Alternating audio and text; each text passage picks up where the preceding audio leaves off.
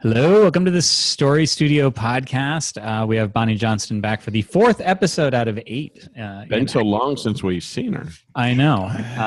Today we're going to talk about how to StoryJacket an outline, like developmental editing at the outline stage. Because I'm on a roll and because I would be remiss if I didn't mention this. I will mention before we get started that I had an anecdote to go with this last time, but the Smarter Artist Summit is now on sale. It's preliminary. It's not until February, but smarterartistsummit.com. It's the last summit. So, get in there with that Black Friday madness. And Dave is so excited. He's never been happier. Right. For Dave, it's just like he doesn't even care about the summit. He's just there for it to be the last. I document last things. Dave heard last, and then he was like, I'm there. Dave, are you going to start taking the Xanax now? Yes. No, now, if I it won't work. I'm so on top of it this year that I'm mentioning it so early that Dave now will have like 9 months to fret instead of the usual 1 month. Oh, that's good, because I don't like that last month where he tries to get all the fear and fretting like condensed in a 3-week period. It's like doing your Christmas shopping early, Dave. Just do it slowly over time.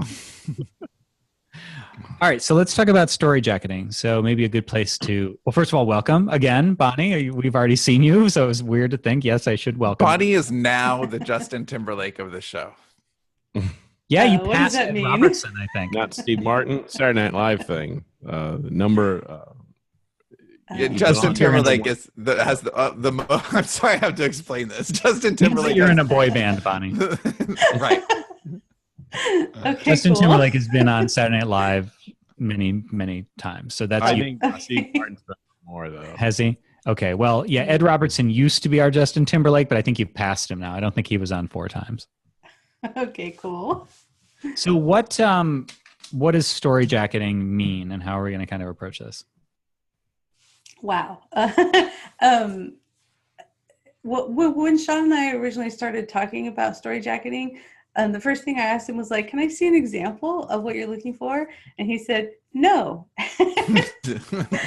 So basically, I have a lot of experience as a developmental editor. You made it sound like I had a gavel. You're out of order, Bonnie.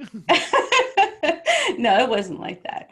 He was basically, no, I want to see what you're going to do. And I have a background in developmental editing, so I basically I've been looking at the outlines from the perspective of a developmental editor, looking at them in terms of like, what is the structure? How does the story build? Do the characters make sense? Do the characters work for the kind of story that it is? Are all the right moments in the story emotionally that need to be there for us to believe that the character's changing and to believe that what's happening is actually happening and they would make these decisions? And it's turned into, I look at other things, but like right now my focus is very heavy on character arc and making sure that the character arc actually supports the climax of the story so that those two storylines are always moving together in parallel. Yeah, so structurally what they look like, I think this is going to be really different once we're a few weeks away from having a totally different version of Story Shop. And right now it's the most awkward. We have version control issues, and we're using a combination of Scrivener, docs, Word docs, and pages, and it's just getting passed back and forth to everybody, and version numbers changed.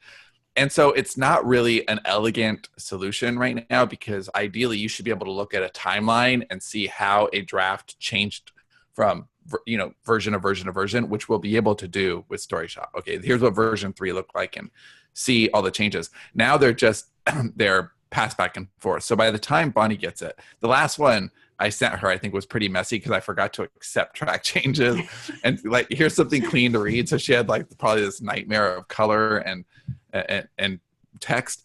But what normally comes back is Bonnie will give us like, I think the last one was about 1,000 words worth of feedback. There's a healthy amount of feedback, and it's like a letter.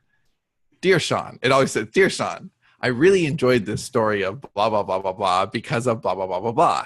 Here are the issues I see. And then there will be, here's an issue with this character. Here's an issue with this character. Here's an issue with this character. Overall, I think this works in these ways, but here are the deficits this story has. if you expect anybody to give a shit about it. Now, she's always very nice and very diplomatic, but that's pretty much the crux of anything like that. And then she'll say, She's the opposite of men with feedback. oh yeah.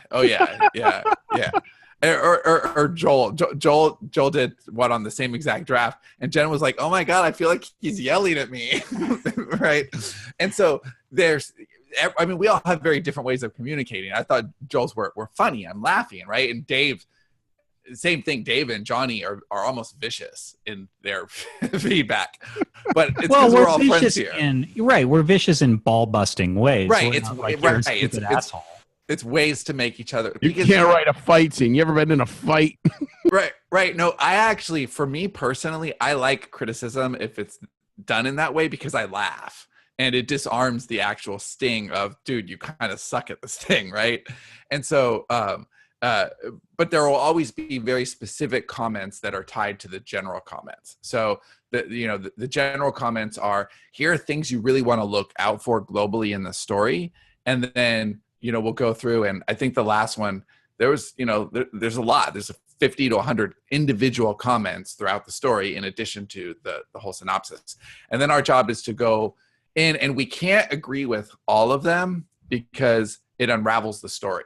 But you can agree with the things that, okay, well, that makes sense. And then you'll change that thing, but then there's the butterfly effect where that one change now changes 7 other things.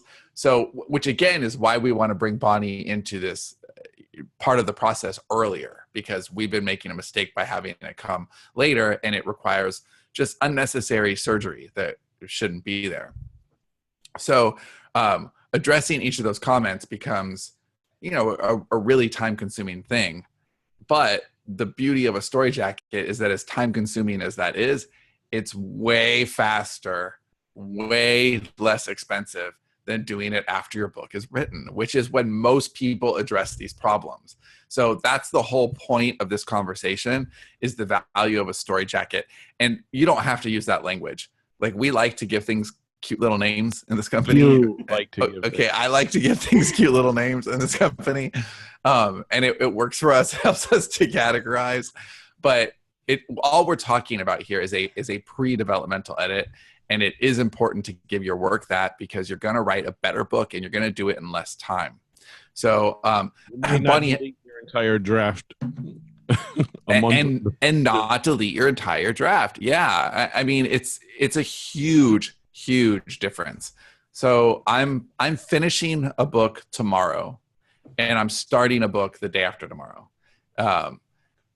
and for both of those, like the book that I'm just finishing up has been the smoothest writing process I've ever had in my life. And it was because it had really good pre-production ahead of time. It had a very thorough story jacket from Bonnie. I knew these characters. Wait. You did pre-production ahead of time? Ahead of time. Yes, it was decisively ahead of time. Good. But I took the time to do that and to really know these characters, to really know their story. And so by the time I'm telling it, where I'm actually behind the keys and just telling it, I'm kind of just transcribing a story that I've talked out loud. I've hashed it out with Jen a bunch of times. I've hashed it out with Bonnie. Spencer looked at this outline. So it's had a lot of impact, a lot of feedback, and I understand it. This next one, I understand even more. So the outlines are getting better. They're getting cleaner and cleaner and cleaner, and it's all up front. And so I'm hitting higher word counts per day than I have in years, and with, I think, better rough draft copy. And again, it's all the story jacketing process. So Bonnie, just let's talk some tangible things that people can walk away with. Can you tell us the things that over time that you've seen outlines come on your desk, the things that we've improved on the most, the things that we're still lacking the most? Because I think both of those are worth taking home. Okay. Things that we've improved on the most. I think that the drafts I've been getting from you lately have actually had a much more focused, even if the character arc wasn't perfect, it's been much more focused, and there was a clear movement of the character going through the story, and I could see how you're trying to make them change, even if it didn't quite work for me, I can still see it. So I'm seeing progress in that, in terms of how the character arcs are starting to feel like they're more baked into the story.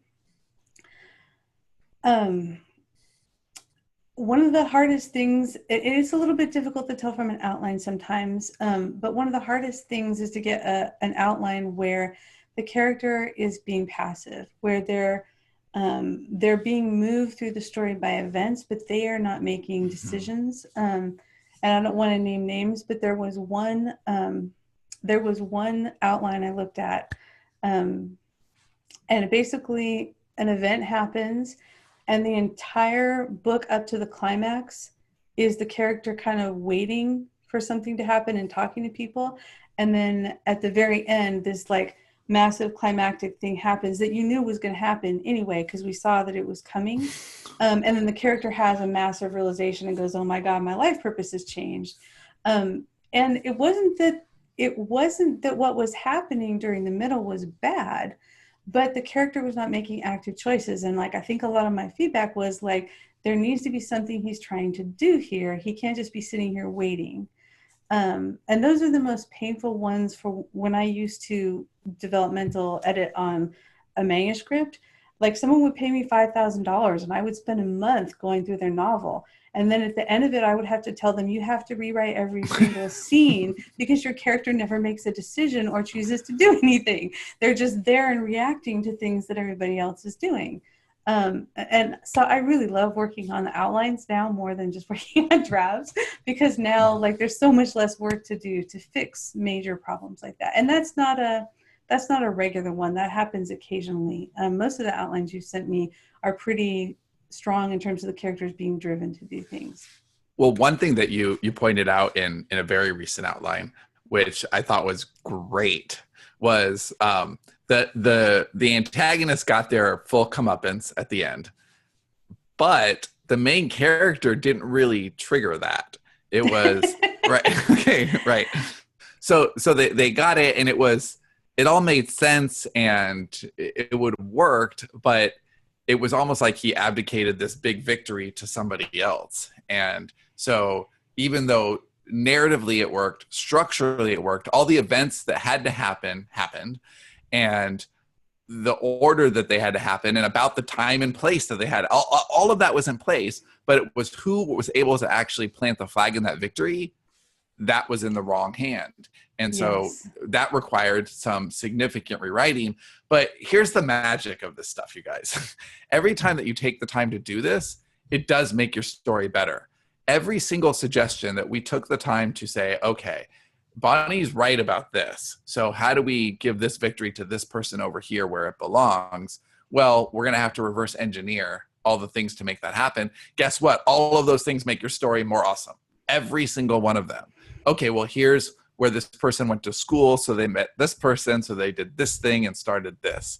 And now we have this chain of events that gives the victory to the right person. Actually, the same person got the victory, but now our main character had a very decisive hand in how it happened. And before, they were just kind of off to the side watching it and going, that's awesome that you did that. Good job. I mean, not really, but kind of. I kind of want to write that book. and so another way to look at this is, how are you? A lot of times we can tell stories that are good enough. They do work. And I think that that's where we've been as a company for a few years. Like we're all very instinctive storytellers. We're natural at this. We enjoy it. So we can go back to the well and do it over and over. But we know it's time to really up our game, because the difference between, getting it 80% of the way there and that last 20%, well, that really is a different level. And I think that, in any kind of publishing, any kind of writing, and especially for indies, you can get out there fast and it can be ready, fire, aim, and that's awesome. But we have focused a lot on the last few years of sending the message that you want to get better as you can afford to, as far as, getting a higher caliber of editing and cover and marketing budget and all of that stuff. But it's also true just on a craft level. You should always be trying to get better characters. You should be trying to get better outlines. You should be trying to get better structure, better climaxes, better endings, better lead-ins to your next books, better synergy between your characters and their stories. And that happens by taking the time to study what you're going to write or understand what you're going to write ahead of time. And I think that also it's easy when you're trying to write fast and you're trying to get a lot of stuff out. It feels like a lot of pressure to learn new stuff. But like, you're not talking about, like, to go from 80% to 100%, you're not talking about putting in 20% more time. You're not talking about learning 20% more techniques. A lot of the times it's like a few simple changes in the decisions you're making that take you that extra 20% and take this from like, oh, that was kind of a cool story, to, oh my God, you wouldn't believe this story. Because those little tiny tweaks in terms of character make all of the plot events that you've already got that are cool seem more meaningful to the reader. I think the other thing I would say, like, more as a, if you're not able to afford to have somebody look at your stuff, if you went through your outline and you just read every sentence, the character does this, and then you stop and you ask yourself, why is the character doing this? Why are they making this decision? Why is this the thing they're doing instead of all these other things that they could do? And you just ask yourself, for everything the character does, can you come up with a really good, solid reason why they did that thing instead of all the other things they could have done?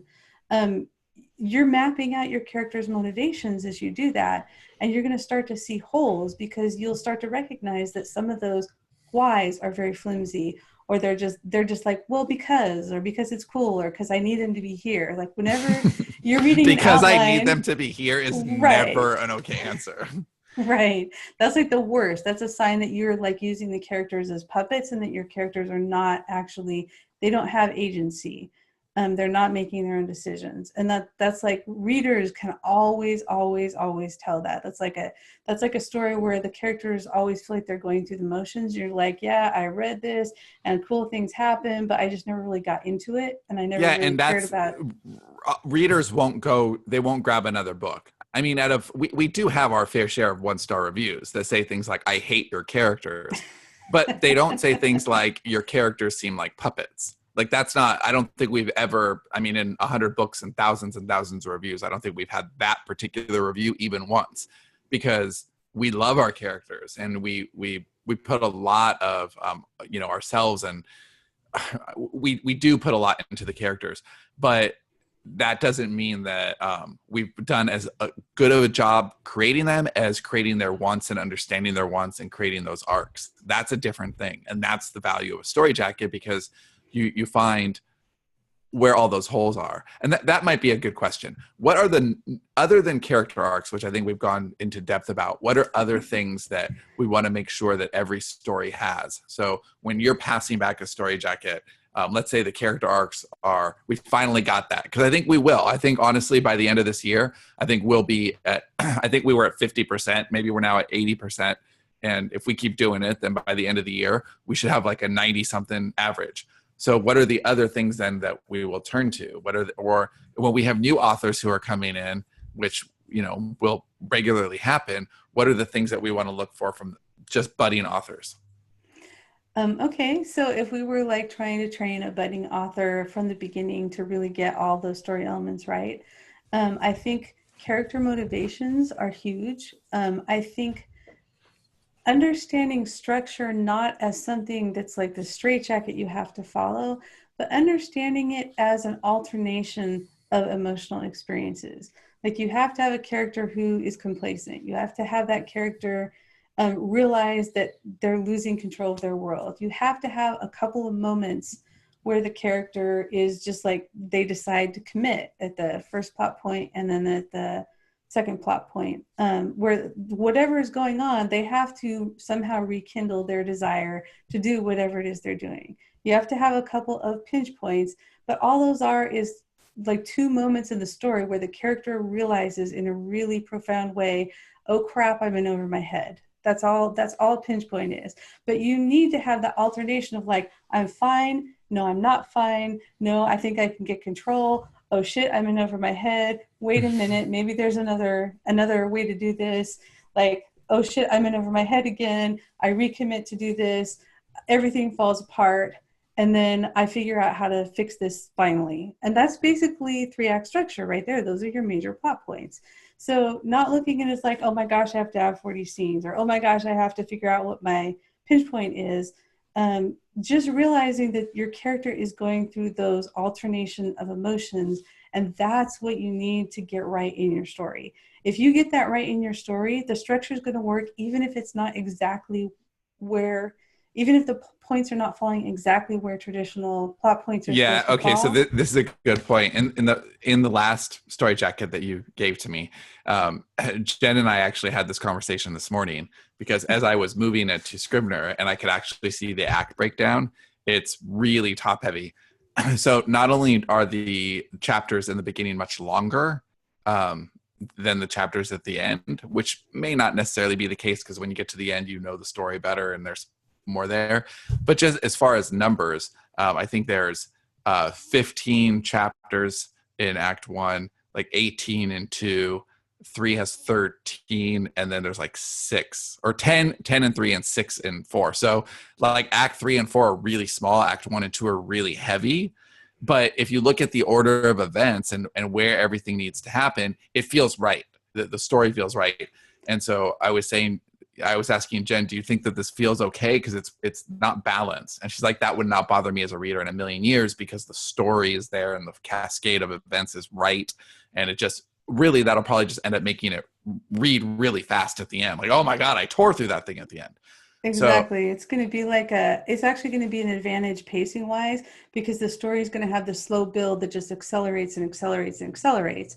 And when you understand the rules so that you can break them in a way that actually makes your story more fun, that's when you have really understand structure. Right. And the thing that I'm just finishing up now, I mean, you can see that in the stuff that I've been posting in the Story Studio channel, right? Those little snippets, it's just rolling to a close. And those little chapters are short and fast. And I think that does work for pacing. But the point there is that I think a lot of people, they are asking those kinds of questions, right? If they're focusing on the wrong things. So let's talk about that for a second. What are the wrong things that authors focus on? Because we get these questions all the time. The one that we like to joke about is how many words are in a serial, because right, that's like the number one question that we're asked. And it's like, well, how many words do you need to tell the story that you're going to tell? It could be 7,500 words. It could be 50,000 words. We have both, and they both do a job of telling a serialized story. So thinking about, like you use the example of 40 chapters, because we always start there now, because we're tending to think in terms of 4 blocks instead of 3 acts, and 10 chapters or events per block is a really good starting point. But very few of our books are ending up with 40 chapters, right?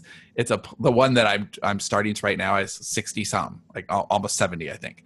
But it started with 40, and then they get broken down, and it's just a place to start. But you could start anywhere. You could start with 20, you could start with 100. It just doesn't matter. It's focusing on that, I think, is a diversion. So what are the things that you see people focusing on that are just wrong? Like, oh my God, I could tell that you spent 20 hours doing that thing that doesn't matter. What are those things?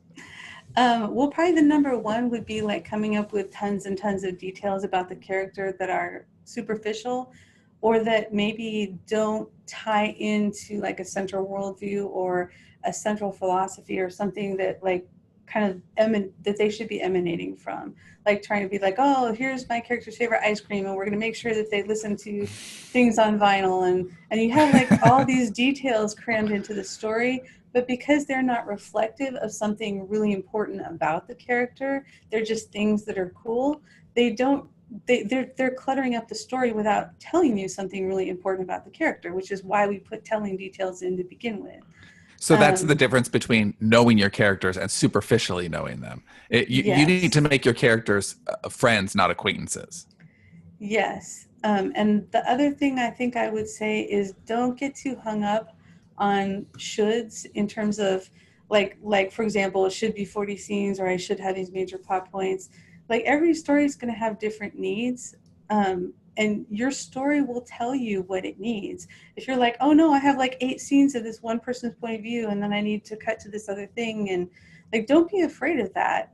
Figure out why you're doing it. Like, don't just do it blindly. Don't just have like 50 points of view in the story, but figure out very deliberately. It's like, why do I need to show this thing over here? And why is this in first person point of view versus third person? What am I trying to accomplish with this?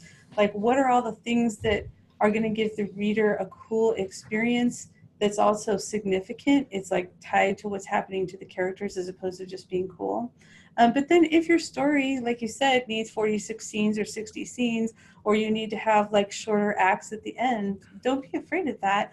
Do the outline, get some feedback on it just to make sure it's working. But like, think of it in terms of like, what is the best way to tell the story? What does the reader really need to see? What does the reader need to experience? Instead of just going like, well, 40 scenes, like what happens in scene 1, what happens in scene 2, what happens in scene 3. Because a template is always a great starting point, but it's never but that's going all to be, it is. Yes, it's never going to be like the one way to write your story. So I've been looking for a place to shoehorn something in, and it would have been really inappropriate. So you just mentioned some stuff that made, okay, I'll shoehorn it in here. So another thing that I think that is really important, I mean, you talked about like causality in terms of character arc and all that stuff, but causality in general, I know that taken to its extreme, people talk about the deus ex machina and they'll say, well, that was really convenient. Or the criticism that I really enjoy, sarcastically speaking, is when people say, oh, well, convenient that guy is the one who survived. Well, motherfucker, you wouldn't have bothered telling the story about the person who didn't survive. We're the storyteller. We're choosing who to tell the story about. So in fiction, it's okay and necessary for things to have meaning. Like, I know that some people are like story anarchists and they're like, well, life is meaningless, so I'm going to include a bunch of meaningless shit. Well, that's just lazy. That makes it about them and not the reader is the problem. Right. So we've all seen those stories where something just happens and then something happens and then something happens rather than being causally linked. And you're just like, why did we hear about that? Why did we see this thing? Why did this scene take place? There was no meaning to the whole thing. It's a major spoiler and the franchise is still too new, but there's something that happens at the very end of the Hunger Games books and movie that fucking pisses me off because there's no need for it. It just happens and it's tragic. And it's like, there was no point to any of that. It actually negates some of the causality earlier. So can you just talk to just causality in general and the fact that every scene and person and line of dialogue needs to have some meaning?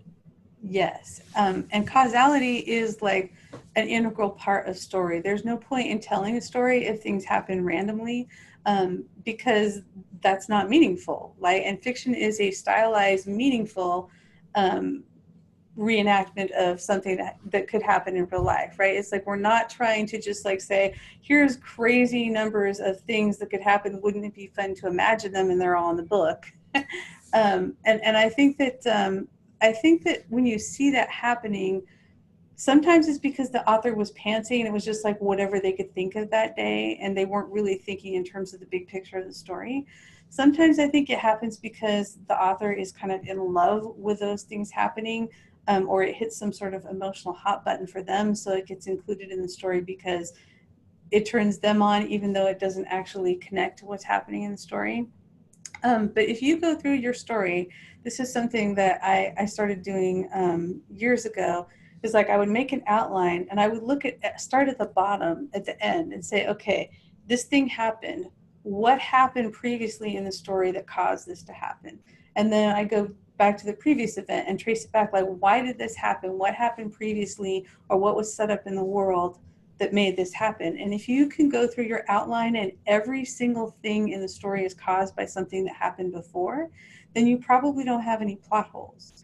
Once you've done that, then you need to think about foreshadowing, though, because even if the cause is there embedded in the world or embedded in previous actions, sometimes it's not enough just to have it exist in the world. Sometimes you have to like clue the reader in so that when they get to it, they believe that it happened. They believe that there was something happening before off screen, or something that's in the setup of the world itself that would cause that thing to happen there in the story world, even though it might not happen in our world. And then I think finally you have to, there's a reason that you probably heard this saying that like it's totally okay for your characters to get into trouble because of a coincidence. It's never okay for them to get out of trouble because of a coincidence. I like that adage a lot. So anytime you're looking at your story, anytime you have a synchronicity or a coincidence or a convenient event, you have to find a way to seed that and make sure that there's something in the world that would believably cause that to happen within the story, so that the reader is not going like, well, this guy is just like succeeding. Here's a tangible example in the outline that you're already familiar with. So there's the point where the one guy is not being especially kind to the girl that he should have been kind to, and she's doing coke and getting all kinds of like crazy shenanigans, and he goes into her room, and it's like, okay, well, how does he know where the hidden key is? And why didn't the other neighbor know where the hidden key is? And how does he know any of that? And that's just too big of a coincidence. But we need him to be able to go in there when nobody else could in that time. So a coincidence is fine. He knows where the hidden key is. But how do we make that work? Okay, well, the way we made that work is by tying it into something else, where they had an almost kiss like sometime before. And because there's like this chemistry between these two characters, it never quite works between them. And in the outline, they had some like sloppy kiss that never really went anywhere before. So that's already in the outline. And we have this other thing where he's going to need the key. So what we did is we put those two things together. So he's coming home with her at one point, and she's like sloppy drunk. They have their kiss, and she's like, let me just tell you where my key is in case you haven't even get in there. And he's like, I can't sleep with you right now. You're teaching me how to break and enter into your house. Clearly you are drunk. And so now that becomes part of their backstory. And if they talk about that earlier, then when he needs that key, it's there. So it's okay to get to the part in your story where they just find the key. Just don't publish that story yet. Make sure that you take the time to go back. It doesn't have to be in your outline to be in your story, but it does have to be in your story to be believable. Yes. And anytime, like you said, you got like a plot hole like that, like looking at the other elements of your story and trying to find out like, how could this have been caused by something earlier? Fixes almost all of them. It just makes your story stronger. So, okay, here's something else I want to talk about. What would you, because I do think that people need to get feedback. I think that's really important. It's really hard to know, because we can have an outline that we think, this looks pretty good, but it happens to every single one of us. If Dave hands me an outline, I'm going to find problems with it. If I hand Dave an outline, he's definitely going to find problems with it. And that's true for 100% of people in the company. When we pass an outline to somebody else, it's their job to find problems with it. That's what they're supposed to do. If they pass it back and say, good to go, well, clearly they weren't reading, because nothing is ever just good to go. One of us is always there to offer our insight. So I think that we do a really good job of making it safe here. And so no matter what the criticism is, it's all just in service of getting a better story, even if we're, yelling and swearing at each other in the comments, because we know we can take that.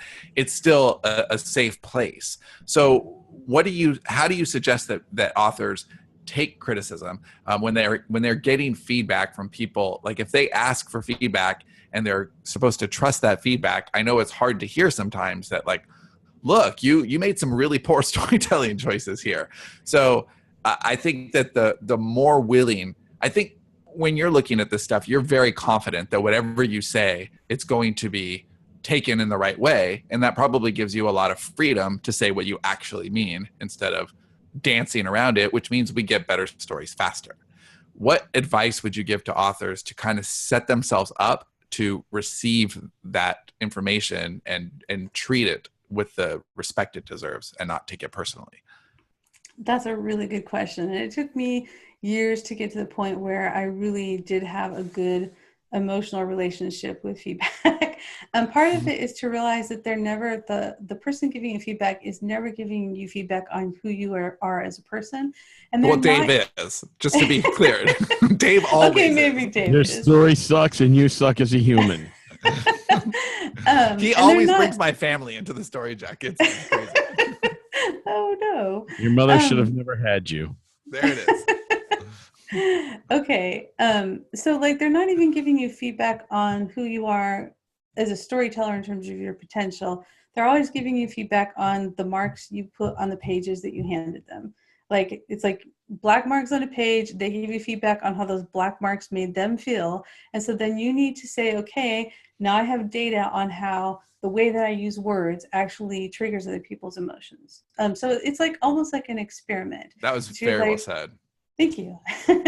And then once you've done that, realize also that they're going to give you two kinds of feedback. They're going to identify the problem, which they may or may not articulate as well as they need to. They may describe the problem in one way, but it might not be the way you need to see it to fix it. And they're probably going to give you a solution, and you should always take the solution with a grain of salt, because that's how they would fix it, and that's how they would write the story. And I just want to give you an example of a piece of feedback that kind of was transformative for me.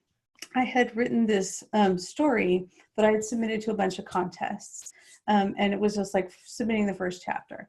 And I got a lot of really great feedback on it that was positive, but I had this one person who said, her comment was, you should make your heroine a doctor or a nurse and give her a dog. Everybody likes doctors and nurses, and everybody likes dogs. I'm like, this character is like a... Sound familiar, Dick? This character is like an immortal demon slayer, and she's like kind of isolated in the city, and like there's nothing about the character that would have lent itself to her like deciding to become a doctor and adopting a dog. It would have ruined the story to do that. But I kind of want to see the piece of writing now. I could send it to you if you want. But basically, she was trying to tell me something that was incredibly important that no one else was trying to tell me. What she was trying to tell me was, I don't like your character enough to spend time with her. But her solution, like, she wasn't just able to articulate that. She was so like, a no, doctor because then she helps people, and a right, dog because it's a bonding agent. Got because that's what would have made it more likable for her as a reader. So when someone gives you advice, I spent like 3 weeks being mad about that advice. I was just like, why did she say that? It just drove me crazy until I finally realized that she was actually giving me the best feedback I had ever gotten on that particular story, which was that I wasn't generating sympathy and empathy. So when you get feedback from people, sometimes they're going to give you stuff because it's hard to separate how we would do things from how they should be done necessarily. Like, we always are going to be trying not to impose our own vision on your story when we give you feedback. Just recognize that even when we try, we might fail. So you're going to have to look at that feedback and say, okay, maybe this doesn't make sense to me, but I'm going to try and understand what this person was trying to say, even though the thing they're suggesting doesn't make sense. Okay, so what about the difference between getting feedback from writers, developmental editors, people who really understand story, and then people who consume story? Because it's certainly a great budget way to do it, right? If you can ask a bunch of friends, hey, can you read this outline and tell me what you think? What are the big holes? If you were to see this on TV, would you keep watching it? I mean, personally, I think there's a lot of value in that because you're creating entertainment. And what you just said, I think, is really important to pay attention to, which is when an author or someone in the know gives you feedback on the story, and they are in the know, they are giving you their interpretation of how they would handle that same narrative, almost always. And they're not you as a writer, and they don't necessarily know who your ideal reader is. And there is some definite fill in the blanks stuff that's happening there. And so you do have to be careful.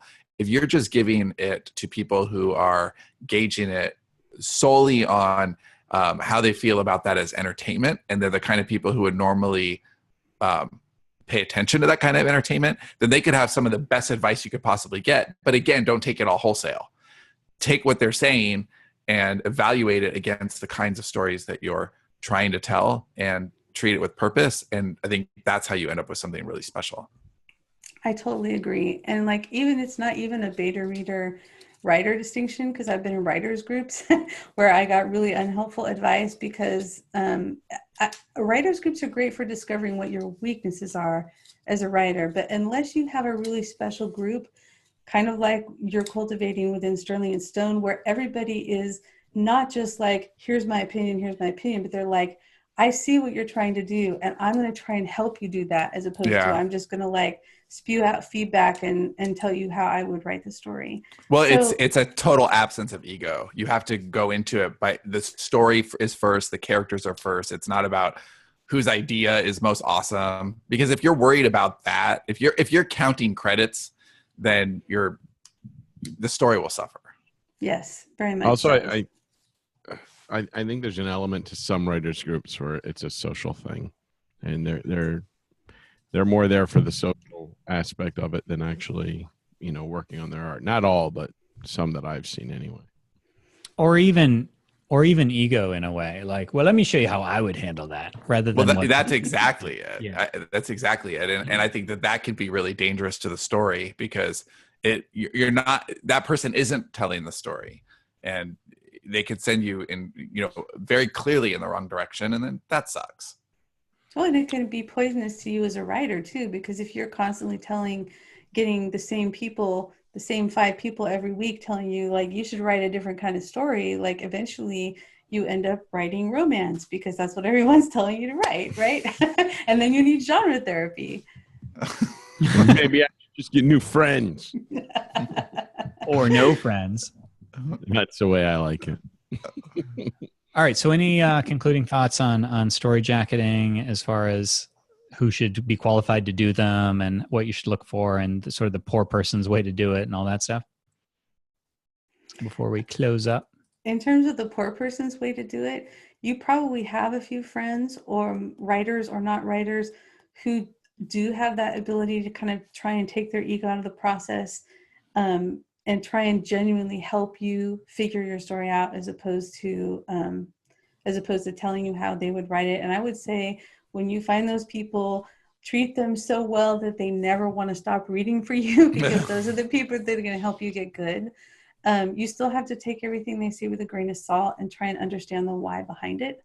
But like, those friends who are willing to do that for you are worth their weight in gold. So that's what you want to look for, is someone who, like Sean said, is taking their ego out of the process, and they're generally just wanting to help you figure out what your story is going to be. All right. So I guess we'll close this one up, and on the next episode, we'll just talk concluding thoughts on story. But thank you again for being on, Bonnie. Always a pleasure. And thank you for making us better story by story, not just being on the podcast. Thank you for everything you do. Yes. Yeah. Thank you for bringing me in. I love working with you guys. Yeah. No, you're a superstar. Thank you so much for everything. And look for Bonnie at the Smarter Artist Summit. Just get that in there as well. Oh, good job, Johnny. Speaker this year. Well, I forgot to mention at the outset, but that's important. All right. So thanks everybody for listening, and we'll see you next time on Story Studio Podcast. Adios. Bye.